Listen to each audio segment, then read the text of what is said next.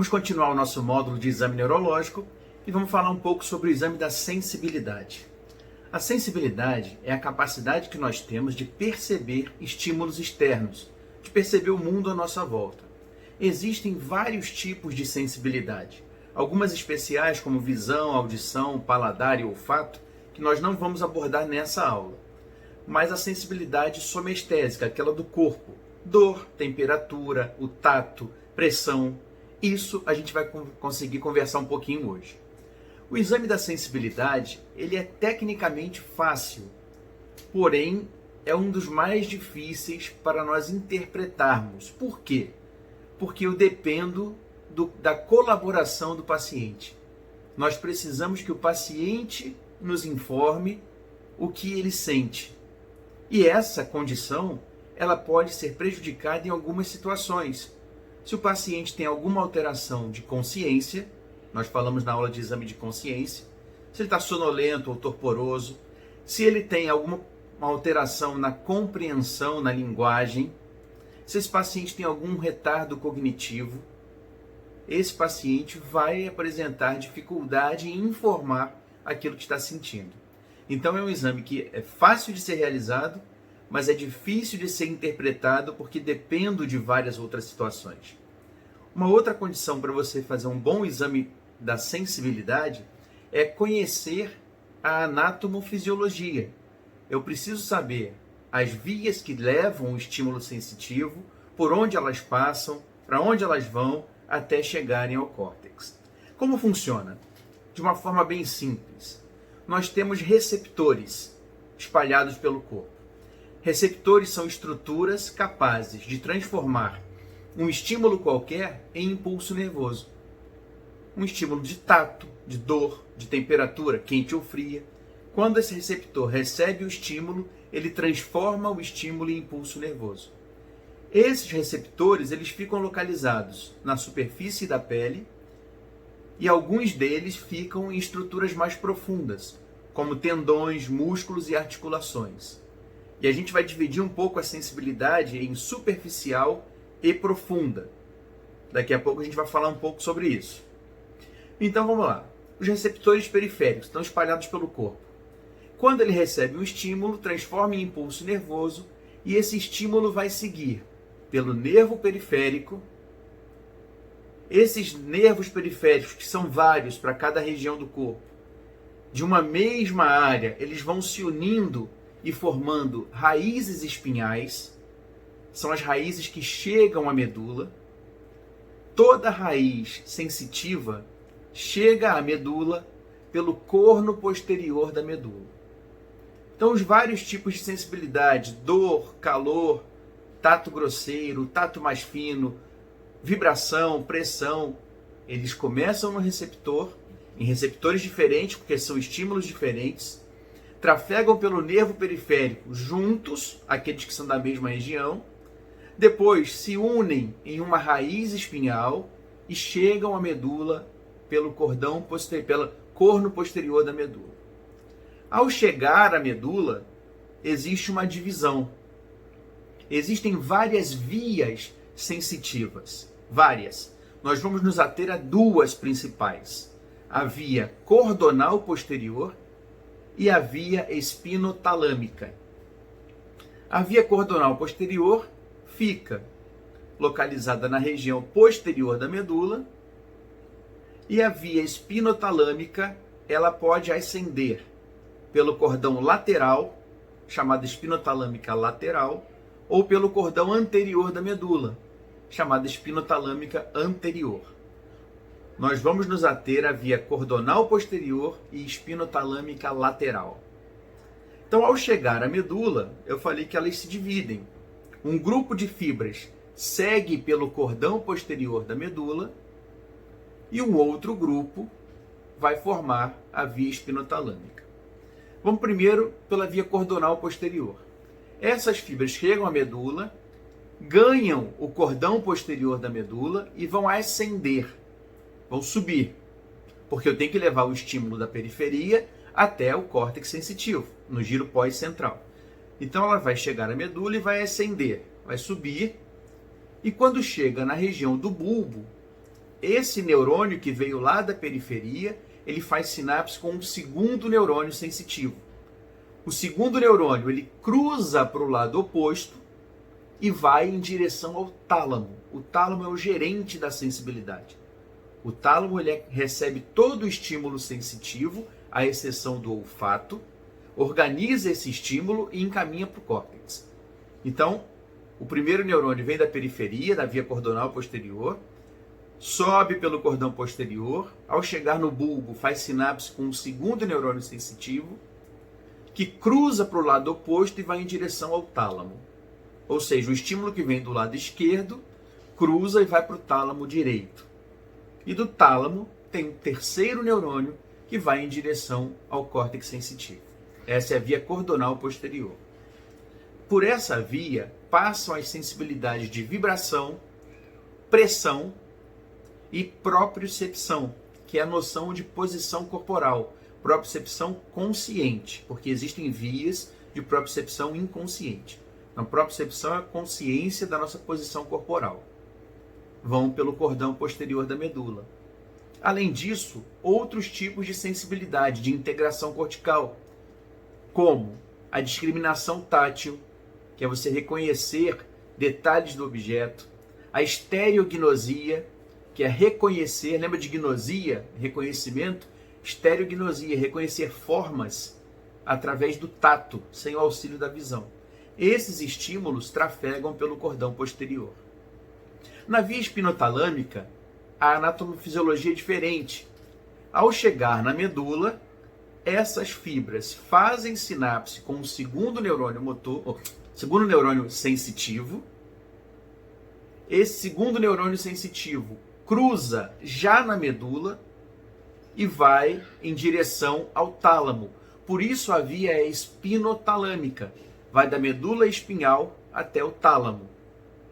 Pela porção lateral dessa via espinotalâmica, trafegam os estímulos de dor e temperatura.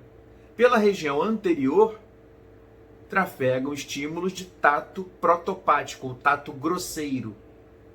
Então nós temos cordão posterior, vibração, propriocepção, tá? Discriminação tátil, tato epicrítico, estereognosia. E pela via espinotalâmica, dor e temperatura pelo cordão lateral e o tato grosseiro, tato protopático, pelo cordão anterior. Então essa via espinotalâmica cruzou na medula, ascende da medula até o tálamo. O tálamo recebe todo mundo. E do tálamo tem o terceiro neurônio sensitivo que vai em direção ao córtex. Para entender melhor isso, visitem o nosso canal no Telegram, que tem esquemas mostrando essas vias. Então, uma vez chegando ao córtex, nós temos consciência desse estímulo que nos chegou, do estímulo que veio do meio externo ou da posição do nosso corpo. Então, como é que eu faço o exame da sensibilidade? Eu falei que a técnica é fácil, mas a interpretação é mais difícil. Bom, para cada tipo de sensibilidade, eu vou usar um instrumento diferente. Se eu quero testar a sensibilidade profunda, cordão posterior da medula, a via cordonal posterior, que é a vibração, eu vou usar um diapasão de 128 ou 256 ciclos.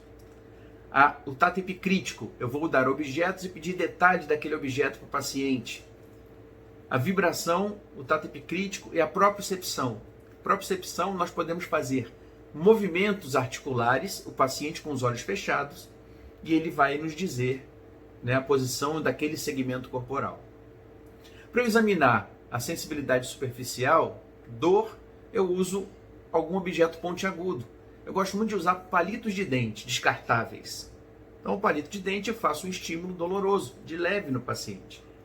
Para eu testar a temperatura, eu uso tubos de ensaio com água fria ou água morna. A água fria não pode ser muito fria, em torno de 15 graus, e a água morna não pode ser muito quente, em torno de 45 graus.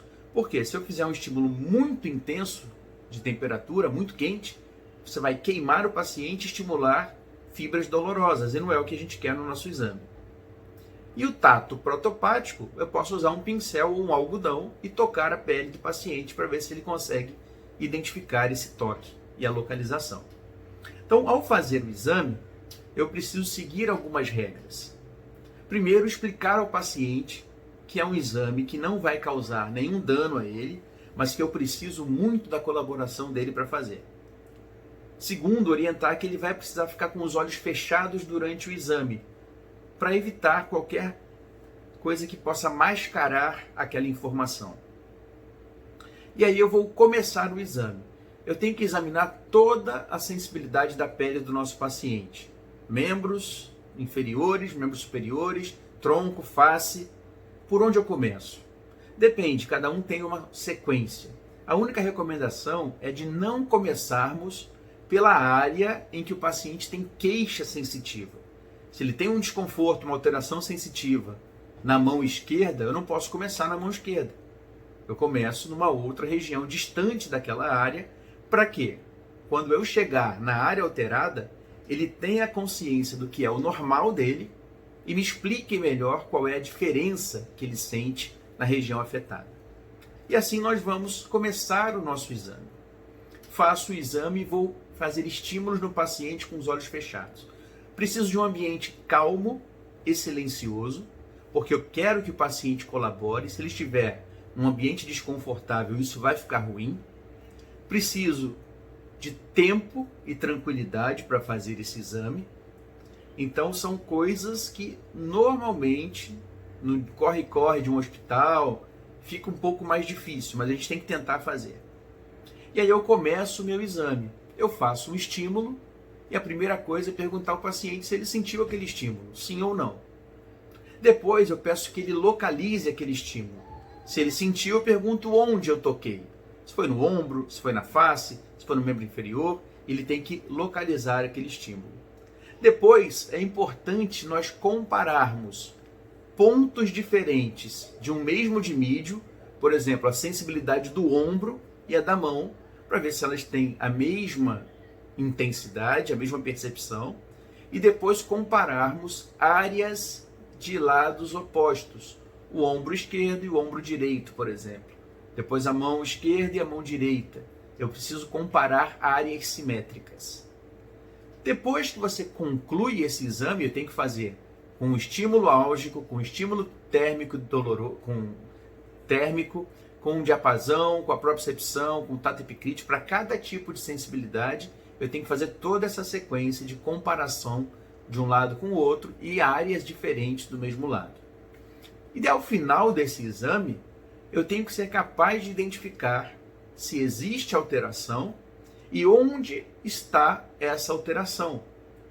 Nós vimos que a sensibilidade começa no receptor, depois o nervo periférico, esses nervos se unem e fazem uma raiz espinhal, essa raiz entra na medula as vias se separam e ascendem, a via cordonal ascende e cruza no bulbo, a via espinotalâmica cruza no mesmo segmento medular ou um pouco acima, cruza e vai até o tálamo. As duas chegam ao tálamo e do tálamo vão para o córtex.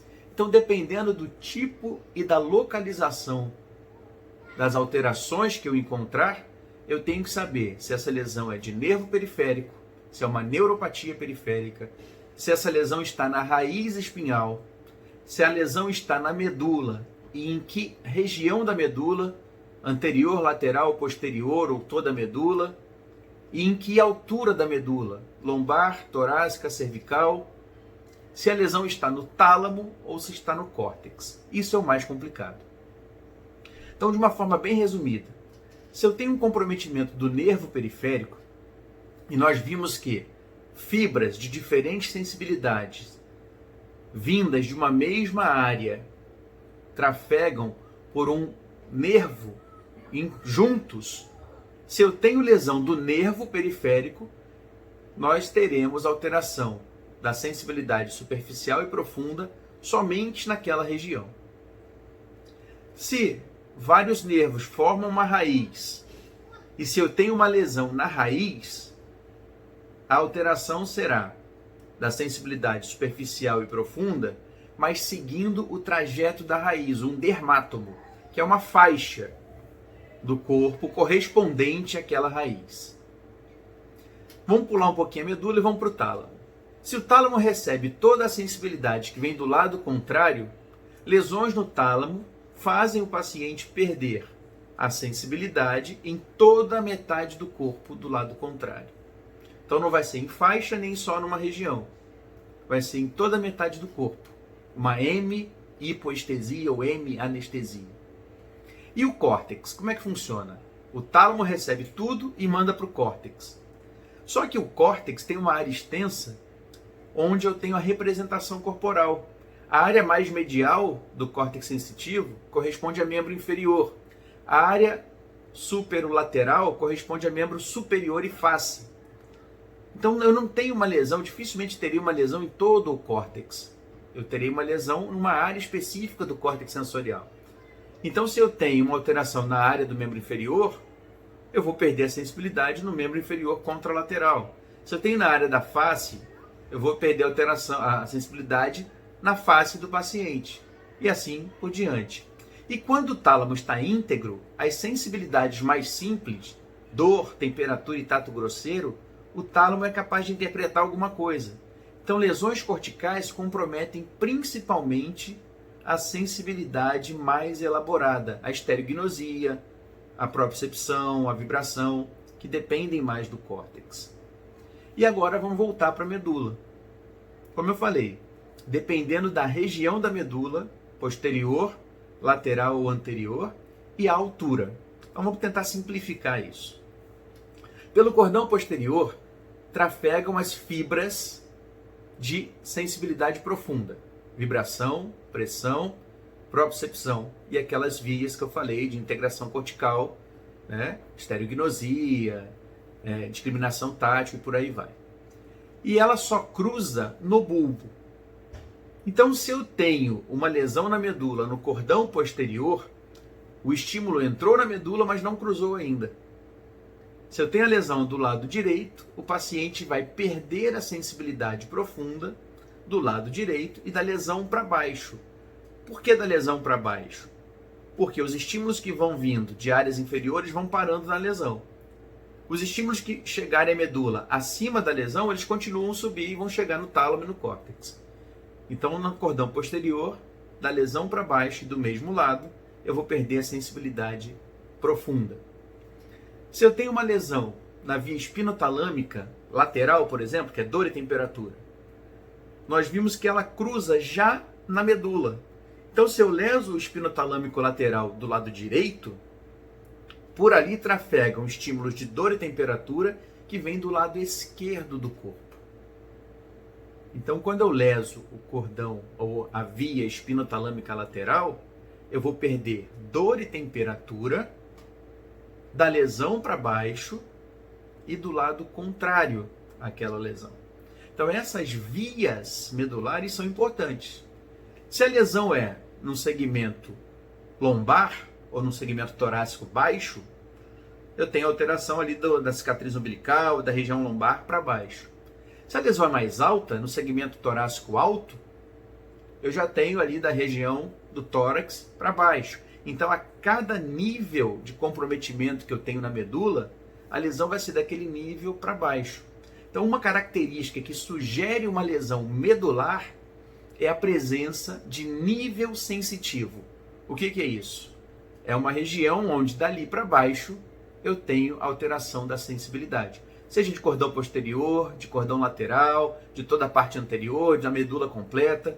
Se eu encontrar nível sensitivo, isso fala a favor de uma lesão medular. E quando nós temos lesão na região central da medula, região centromedular, onde ocorre o cruzamento das fibras de dor e temperatura, só naquele ponto, o paciente vai perder dor e temperatura no nível da lesão, dos dois lados, porque não está cruzando, mas a dor e temperatura de áreas inferiores à lesão, elas continuam sendo transmitidas. Por quê? Cruzaram numa região sem lesão e vão subir pelo cordão lateral da medula. Então, as lesões centromedulares comprometem principalmente dor e temperatura na região da lesão. Nós chamamos de nível em suspenso. E com isso nós vimos basicamente as alterações sensitivas, tá? De lesão de nervo periférico, de lesão da raiz espinhal, de lesão nas lesões da medula, lesão no tálamo e lesão no córtex. Dê uma olhadinha no nosso canal no Telegram, que lá tem a explicação das vias e com mais detalhes e alguns casos clínicos também. Tá certo? Na próxima aula a gente vai falar sobre motricidade. Um abraço!